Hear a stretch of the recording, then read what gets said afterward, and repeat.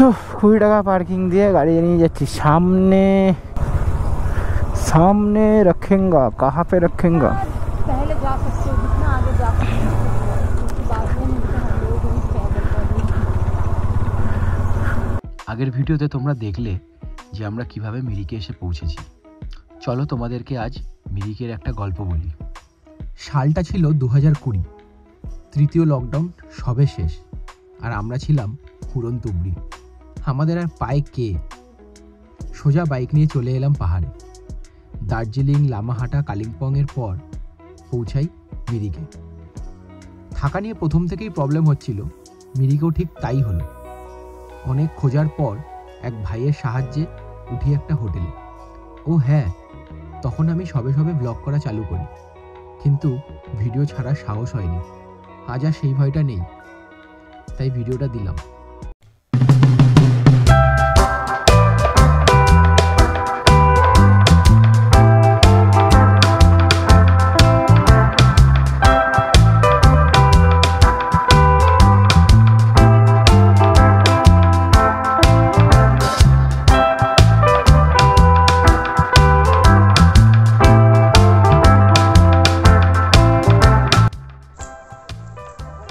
তো এটা আমাদের লাস্ট ডে আজকে পাহাড়ে। আজকে আমরা শিলিগুড়ির দিকে রওনা দেবো। কালকে আমাদের মিরিকে আসার কোনো প্ল্যানিং ছিল না, হঠাৎ করে প্ল্যান হয়েছে। সবাই মিলে ডিসাইড করলাম কি ঠিক আছে মিরিকটা দেখেও যাব। যখন এসছি আবার কবে আসবো ঠিক নেই, কিন্তু দেখে যাব। তাই এটা আমরা এই হোটেলে ছিলাম। এটা আমাদের হোটেল ব্লু লাগুন, অ্যান্ড এটা হোটেলের রেস্টুরেন্ট। আমি একটু ভয় পাই ব্লগে বলার জন্য, তাও চেষ্টা করছি বলে একটু আমার হেজিটেশনটা কাটানোর। উনি কালকে রাত্রিবেলায় এসে পার্টি করেছে, সেটা বলা যাবে না ভিডিওতে। এসে মোটামুটি পার্টি হয়ে গেছে। মানে আমরা এসে টায়ার্ড দিয়ে একটু রেস্ট নিচ্ছিলাম, তা রুমে গিয়ে নক করলাম, দেখলাম বাপি কাকা কই, পুরো ট্রিপ পার্টি হয়েছে। বাপি কাকা কই, বাপি কাকা নেই রুমে। বাপি কাকা রুমের যারা রুম ইয়েতে ছিল তারাও নেই। কোথায় এসে দেখলাম রেস্টুরেন্টে বসে। এনার একটা সবথেকে হিট ভিডিও আছে, যেটা আমার ভিডিওতে পাবেন চ্যানেলে।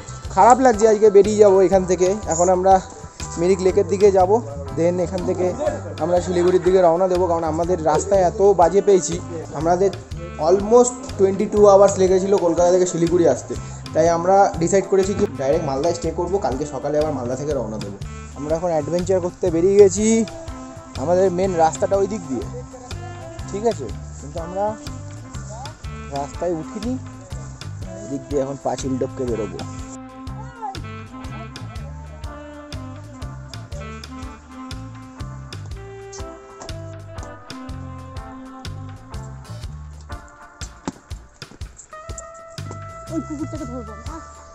ब्लॉगर लाइफ कैमरा को हाथ से नहीं उतार सकता है, एक हाथ हमेशा ब्लॉक रहेगा।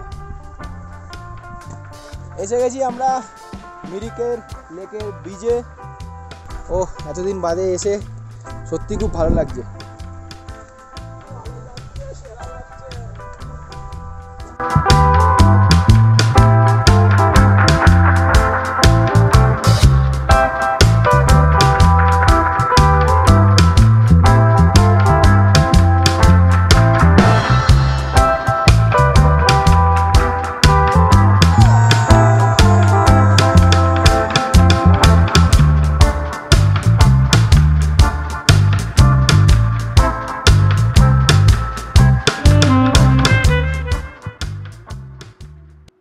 কি কেমন পুরনো জায়গায় নতুন স্মৃতি তৈরি করতে তো চলে এসেছি, কিন্তু পুরনো স্মৃতি সর্বদা সাথে থাকে।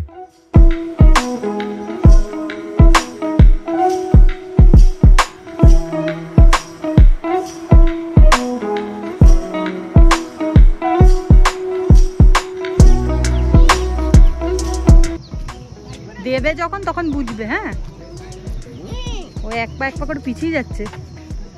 টাটা। মিরিক লেক, ভীষণ সানি ওয়েদার, বোটিং এর জন্য পারফেক্ট ডে। প্রচুর লোক, হ্যাঁ ভীষণ লোক, প্রচুর টুরিস্ট এসছে। ভীষণ সানি ওয়েদার আজকে।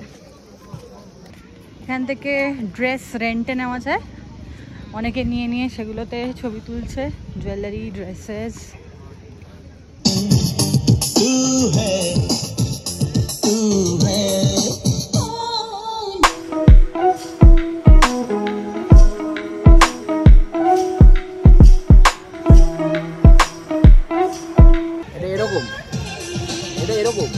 এক হাত দিয়ে কি করে বলবো এরকম? ঘুরলাম ফিরলাম, একটু ফটো তুললাম, অল্প একটু ভিডিও করলো শালিনী, ব্যাস বেরিয়ে যাচ্ছি। কারণ এখানে বেশি টাইম দেওয়া যাবে না, আজকে আমাদের কলকাতার জন্য বেরোতে হবে। আমরা এখানে কোথাও একটা ছিলাম, হ্যাঁ বলছি না না ম্যাডাম, এই যে এই রাস্তা দিয়ে গিয়ে ব্লু লাগুন পেছনের রাস্তাটায়।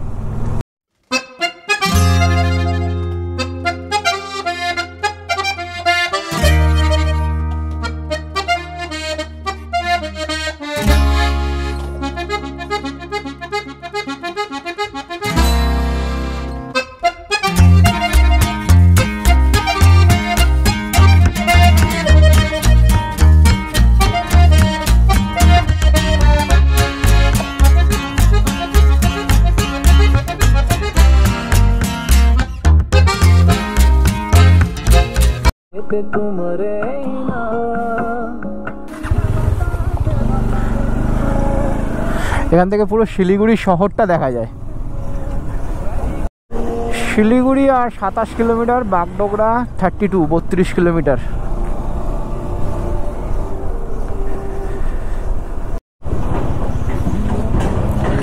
এই ব্রিজের নিচেই তো ওইখানে আমরা পিকনিক করেছিলাম, মনে আছে? ওই জায়গাটায়, ওইখানটায় সিকিউরিটি জোন হয়ে গেছে এখন। হ্যাঁ, এখন গ্রাম হয়ে গেছে, কত বাড়ি হয়ে গেছে। তখন একটাই দোকান ছিল মনে হয়। এই পাশ দিয়ে থেকেছিলাম, হঠাৎ ইচ্ছা হয়েছিল একদিন থেকে গেলাম এখানে। ওই তো মানে পুরো পুরো সন্ধ্যেবেলাটা কাটিয়ে এই যে এইখান দিয়ে এই রাস্তাটা দিয়ে এখন হয়তো যাওয়াও যাবে না। ও ভি কি দিন থে কি বাঞ্জি দিয়ে তাড়িয়ে দড়ি জামা কাপড় শুকিয়েছিলাম, তখন এসেছিলাম 5-7 জন, আর এখন খালি 2 জন। সময় সবকিছু পরিবর্তন করে দেয়। ক বছর হয়েছে? 4 বছর। 4 বছরে বাকি 5 জন কাটা গায়েব হয়ে গেছে। তোমরা ভাবছো আমি আর শালিনী কি নিয়ে কথা বলছি, চলো তোমরা দেখেই নাও আমি আর শালিনী কি নিয়ে আলোচনা করছি। আর এই যে আমরা নদীতে নেমে গেছি। मैं पूरा वाटरप्रूफ जूता पहन के, हाँ वाटरप्रूफ जूता स्पेशली अभी पहन के उतरी हूँ। तो सामने हम लोगों का बैठा है ये 2 आदमी, नज़ारा इतना खूबसूरत, और एक रेडी है वो जाने के लिए।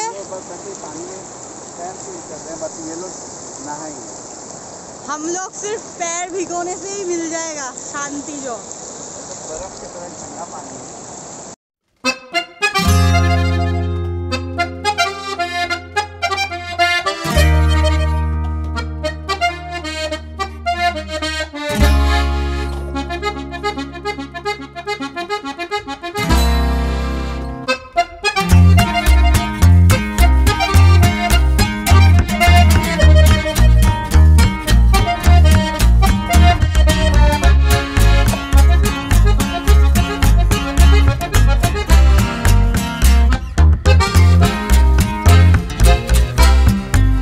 স্নান হয়ে গেছে আমাদের।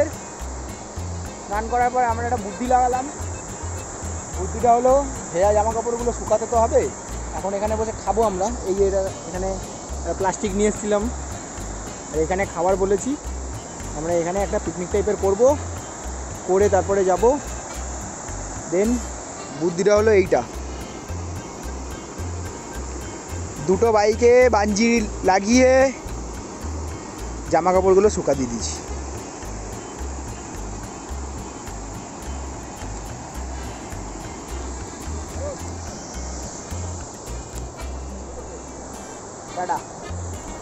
সেই দিনটা আমরা কত মজা করেছিলাম, আর আজ আমরা এই জায়গাটাকে বাইপাস করে চলে যাচ্ছি।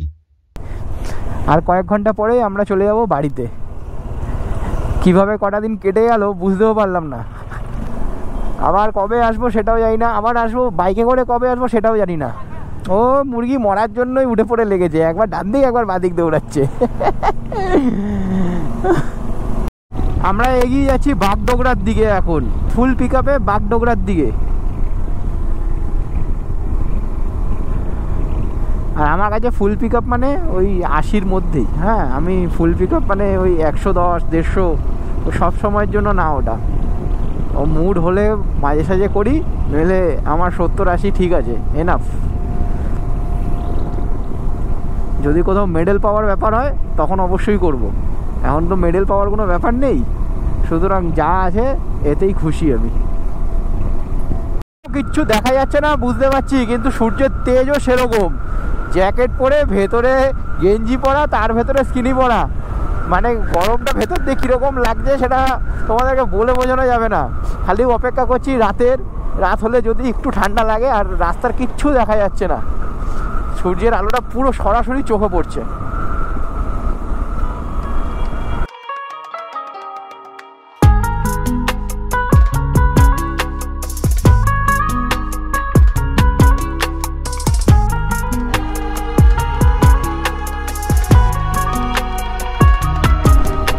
আকাশের এক মায়াবী রূপ দেখা যাচ্ছে, পুরো কি সুন্দর লাগছে। শেডটা গেছে কি ওপরেটা নীল, তারপরে একটু হালকা সাদা, তারপরে গেরুয়া, তার নিচে আবার হালকা সাদা, তারপরে সবুজ। যদিও সবুজটা বোঝা যাচ্ছে না। তো এখন ঘড়িতে বাজে 5:20 আর আমরা চলে এসেছি প্রায় 57 কিলোমিটার মতো, মানে 1 ঘন্টাতে, হ্যাঁ 1 ঘন্টায় 57 কিলোমিটার মতন এসেছি। তা ঠিকই আছে, আমি চাইছি যত তাড়াতাড়ি ফারাক্কা ঢুকতে পারবো তত তাড়াতাড়ি আমরা বাড়ি পৌঁছাবো। আর রাস্তা নিয়ে তো কোনো কথা হবে না, মাঝখানে একটুখানি 5-10 কিলোমিটার খারাপ আছে, বাকি আর যেটা খারাপ ছিল সেটা পেরিয়ে এসেছি। তো এখন তো টানা যাওয়াই যাবে। ফারাক্কা ঢোকার আগে 5-10 কিলোমিটার একটু খারাপ আছে, তাহলে আর কোনো প্রবলেম নেই। দেখি কত তাড়াতাড়ি ঢুকতে পারি। রাত্রিবেলা রাইড করার অ্যাডভান্টেজও আছে, ডিসঅ্যাডভান্টেজও আছে। ডিসঅ্যাডভান্টেজ হচ্ছে লাইটিংয়ের প্রবলেম, দূর পর্যন্ত দেখা যায় না, জন্তু জানোয়ার আসতে পারে, এইগুলো হলো ডিসঅ্যাডভান্টেজ। আর অ্যাডভান্টেজ হচ্ছে এই যে রাস্তায় এত গাড্ডা রয়েছে, এটা দিনের বেলা হলে দেখা যেত না। রাত্রিবেলা তোমরা দেখতেই পাবে, ক্যামেরাতে হয়তো দেখা যাচ্ছে, আমি একটু পরিষ্কার করে দিই ক্যামেরাটা, যে শেডটা চেঞ্জ হয়ে যাচ্ছে। এই যে একটা শেড আছে, লাইট পড়ছে আর একটা শ্যাডো পড়ছে। যদি গর্ত থাকে বা কিছু উঁচু থাকে নিচু থাকে, সেই জায়গাটা একটা শ্যাডো পড়ছে। তো সেইটা দেখে তোমরা যেতে পারো, মানে সেটা দেখে যাওয়া যায়। আর একটা জিনিস হচ্ছে, যখন আনএক্সপিরিয়েন্স রাস্তাতে তো ঢুকি সবসময়ের জন্যই, তো তখন আমি কি করি, এই যে আমার আগে একটা বাইক যাচ্ছে, একটা পালসার যাচ্ছে, এ হচ্ছে লোকাল এখানকার হয়তো, হ্যাঁ, তো আমি ওর পেছন ছাড়িনি। এত একটা খারাপ রাস্তা আসলাম, আমি ওর পেছনটা ধরে রেখেছি, ওর পেছনে ওকে ফলো করছি, কারণ ও এই রাস্তা দিয়ে প্রতিদিন যাতায়াত করে, ওর বাইক চালানো দেখে বোঝা যাচ্ছে। তো কোথায় গর্ত আছে কোথায় গর্ত নেই সেটা আমার থেকে বেশি ও ভালো জানে, তাই আমি ওকে ফলো করে যাচ্ছি। আর ও ভালোই চালাচ্ছে গাড়িটা, কিছু মাল ঢাল নিয়ে যাচ্ছে গাড়িতে, তো ও ভালো চালাচ্ছে। আর আমি ওকে ফলো করে পুরো রাস্তাটা আসলাম। ও এক একটা গর্ত ও জানে কোথায় আছে, কখন ডান দিকে নিতে হবে, কখন বাঁ দিকে নিতে হবে, ও পুরো সেইভাবে আসলো। আর আমি ওকে ফলো করে যাচ্ছি, 60-এ চলছি, ও 60-70-এই চলছে। ও ঠিক গর্ত কাটাচ্ছে আর আমি ওকে দেখে দেখে কাটাচ্ছি। কি হয়েছে, অ্যাক্সিডেন্ট হয়েছে?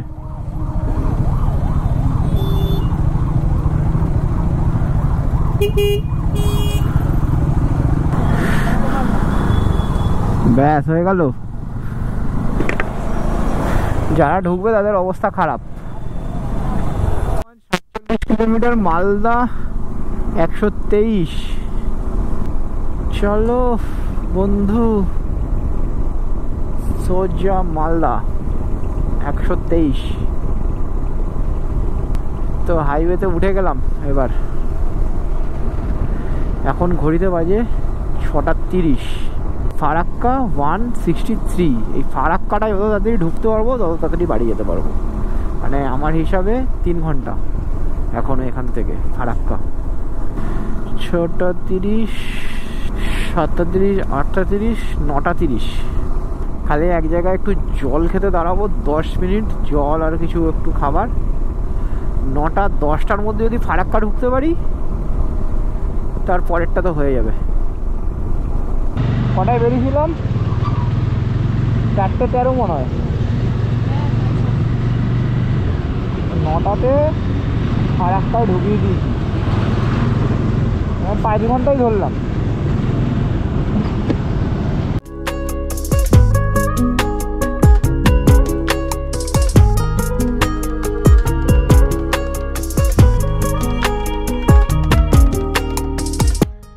আমরা অনায়াসে 2টোর মধ্যে বাড়ি পৌঁছে যেতাম, কিন্তু বারাসাতে একটা লরির অ্যাক্সিডেন্ট হওয়ার ফলে আমাদেরকে অশোকনগর দিয়ে ঘুরে বাড়ি পৌঁছতে হয়, যার জন্য আমাদের 1.5 ঘন্টা নষ্ট হয়। কিন্তু রাইডে এরকম আনএক্সপেক্টেড থিং হতেই থাকে, সেটা নিয়ে চিন্তা করলে হয় না। তোমাদের সাথে আজকে অনেক পুরনো স্মৃতি শেয়ার করলাম। ভিডিওটা ভালো লেগে থাকলে লাইক, শেয়ার আর একটা কমেন্ট করে যেও। Smile loudly, ride safely, live happily. By.